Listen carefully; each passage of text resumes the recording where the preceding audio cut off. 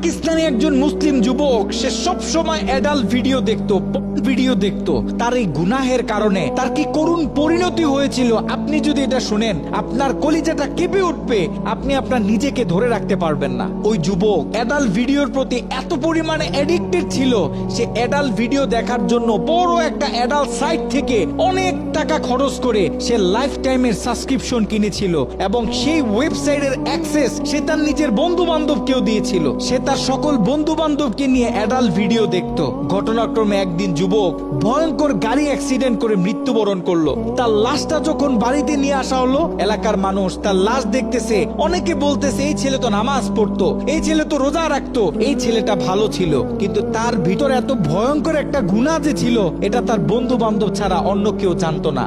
সকলে মিলে তাকে দাফন করে যখন বাড়িতে চলে আসলো, ওই ছেলের মা গভীর রাত্রে মোনাজাতে আল্লাহর কাছে দোয়া করতেছিল, আল্লাহ আমার ছেলে যদি কোনো ভুল করে থাকে তুমি আমার ছেলেকে ক্ষমা করে দাও, আমার ছেলের কোনো গুনাহের কারণে তুমি তাকে জাহান্নামে দিও না, তার কবরটাকে জান্নাতের টুকরা বানায় দাও। দোয়া করতে করতে মা এক পর্যায়ে ঘুমিয়ে পড়লো।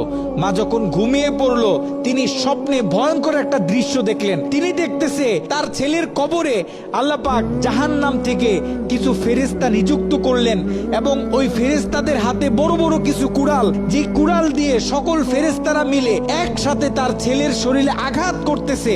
যদি তার ছেলের হাতে আঘাত করে তাহলে হাতটা কেটে দূরে গিয়ে পড়তেছে, যদি পায়ে আঘাত করে তাহলে পাটা কেটে দূরে গিয়ে পড়তেছে। তার ছেলে ভয়ঙ্কর ভাবে চিৎকার দিতেছে। ছেলের ভয়ঙ্কর চিৎকার শুনে মায়ের ঘুম ভেঙে গেল। মা উঠে আবার তাহাজ্জুদ নামাজের জন্য প্রস্তুতি নিলেন, আল্লাহ তাআলার কাছে দোয়া করতেছেন। দ্বিতীয় দিন গভীর রাতে যখন মা ঘুমিয়ে পড়লেন, তিনি দ্বিতীয় দিন আরো ভয়ঙ্কর চিত্র দেখলেন, যেখানে প্রথম দিন 8 থেকে 10 জন ফেরেশতা দিয়ে আল্লাহ পাক তার ছেলের উপর আযাব দিতেছিলেন, সেখানে দ্বিতীয় দিন 30 থেকে 40 জন জাহান্নামী ফেরেশতারা তার ছেলের উপর আযাব দিতেছিল। তার মা আরো ভয় পেয়ে গেল। তৃতীয় দিন গভীর রাতে ওই ছেলের মা যখন আবার ঘুমিয়ে পড়লো, তৃতীয় দিন তিনি খেয়াল করলেন 50 থেকে 60 জন জাহান্নামী ফেরেশতারা তার ছেলের উপর আযাব দিতেছে, তার ছেলের উপর আক্রমণ করতেছে। তার ছেলে ভয়ঙ্কর ভাবে চিৎকার দিতেছে। দিন যত বাড়তেছে আল্লাহ পাক জাহান্নাম থেকে তত বেশি ফেরেশতা তার ছেলের উপর নিযুক্ত করতেছে। মা ভয় পেয়ে গেলেন, মা ভেঙে পড়লেন। ওই ছেলের মা ছেলের বন্ধুদেরকে একদিন ডাক দিলেন, ডাক দিয়ে বলতেছে, দেখো আমি আমার ছেলের উপর দিয়ে এই ভয়ঙ্কর স্বপ্ন দেখতেছি, তোমরা যাও কোন আলেমের কাছে জিজ্ঞাসা করো যে কেন আমার ছেলের সাথে এমন হচ্ছে। ওই ছেলের বন্ধুরা মিলে পাশের বড় একটা মাদ্রাসায় চলে গেল। ওই মাদ্রাসায় ছিল একজন শাইখুল হাদিস। তার কাছে গিয়ে যখন পুরো স্বপ্নটা ব্যাখ্যা করা হলো, শাইখুল হাদিস স্বপ্নটা শুনে তিনি থরথর করে কাঁপতেছিলেন। শাইখুল হাদিস ওই ছেলের বন্ধুদেরকে জিজ্ঞাসা করতেছে, তোমাদের বন্ধু দুনিয়াতে থাকা অবস্থায় এমন কি কোনো গুনাহ করত যেই গুনাহ তার মৃত্যুর পরে এখন অন্য মানুষ করতেছে? তখন ওই ছেলের বন্ধুগুলো মাথাটা নিচের দিকে আসামির মতো দিয়ে চোখের পানি ছেড়ে বলতেছে, হ্যাঁ আমাদের বন্ধু এমন একটা গুনাহ করত যেই গুনাহটা সে পৃথিবী থেকে চলে যাওয়ার পরেও এখন আমরা করতেছি, আমাদের থেকে অন্য মানুষেরা করতেছে, তাদের থেকে অন্য মানুষেরা করতেছে। আমাদের বন্ধু অ্যাডাল্ট ভিডিও দেখতো, সে একটা সাইট থেকে সাবস্ক্রিপশন কিনেছিল, সেই মেইল পাসওয়ার্ড আমাদেরকে দিয়েছিল, আমরা আমাদের বন্ধুদেরকে দিয়েছি, তারা তাদের বন্ধুদেরকে দিয়েছে। এরকম করে এটা আস্তে আস্তে ছড়িয়ে পড়তেছে। ওই আলেম বলতেছে, শোনো, তার এই গুনাহ পৃথিবীতে যত মানুষ করবে, দৈনিক যত মানুষ এই গুনাহের সাথে লিপ্ত হবে, আল্লাহ পাক জাহান্নামের তত বেশি ফেরেশতা তোমাদের বন্ধুর উপর আযাব দেওয়ার জন্য নিযুক্ত করে দিবেন। নাউজুবিল্লাহ। যত সম্ভব পারো তোমরা এই ওয়েবসাইটের অ্যাক্সেসটা বন্ধ করার চেষ্টা করো। ওই ছেলের বন্ধুরা অনেক কষ্ট করে সেই অ্যাডাল্ট সাইটের এডমিনদের সাথে যোগাযোগ করতে সক্ষম হয়।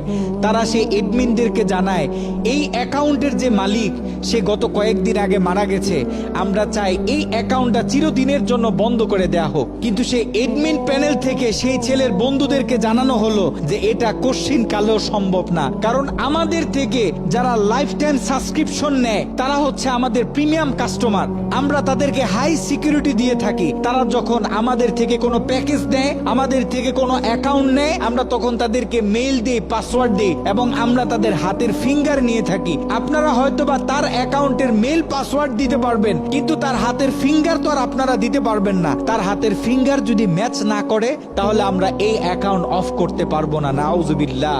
একটু চিন্তা করে দেখেন, ওই ছেলের রেখে যাওয়া অ্যাকাউন্ট থেকে যত মানুষ খারাপ কাজে লিপ্ত হবে, যত মানুষ পর্ন ভিডিও দেখবে, তত গুনাহ তার আমল নামায় যেতে থাকবে। একটু ঠান্ডা মাথায় চিন্তা করেন, আপনি আর আমি আমাদের সোশ্যাল মিডিয়া অ্যাকাউন্টগুলো কিভাবে ব্যবহার করতেছি। আমরা তো আমাদের ফেসবুকে কত ছবি শেয়ার করি, কত মুভি ক্লিপ শেয়ার করে থাকি, কত গান বাজনা শেয়ার করি। আপনার আমার মৃত্যুর পরে এগুলো তো আর কেউ কাটতে পারবে না। যত লক্ষ মানুষ আপনার আমার মৃত্যুর পরে এই ভিডিও দেখবে, আপনার আমার অ্যাকাউন্টে রেখে যাওয়া ভিডিও যত মানুষ দেখবে, আপনার আমার কবরে তত কঠিন কঠিন আযাব দেয়া হবে। আপনি আর আমি জীবিত থাকা অবস্থায় যদি আমাদের ফেসবুক অ্যাকাউন্টে ইসলামিক ভিডিও শেয়ার করি, একটা কোরআনের তেলাওয়াত শেয়ার করি, একটা হাদিস শেয়ার করি, ইসলামিক কোনো ডকুমেন্টারি শেয়ার করি, তাহলে আপনার আমার মৃত্যুর পরে এই অ্যাকাউন্ট থেকে যত মানুষ এই ভিডিওগুলো দেখবে, আমরা কবর থেকে তত বেশি সওয়াব পাইতে থাকবো। এ কারণে আমরা পৃথিবীতে থাকতে যত কাজ করব, সব কাজ যেন আমরা চিন্তা ভাবনা করে তারপরে করি। এমন কোনো কাজ করব না যে কাজ আমার মৃত্যুর পরে আমার কবরে আযাব বাড়িয়ে দিবে।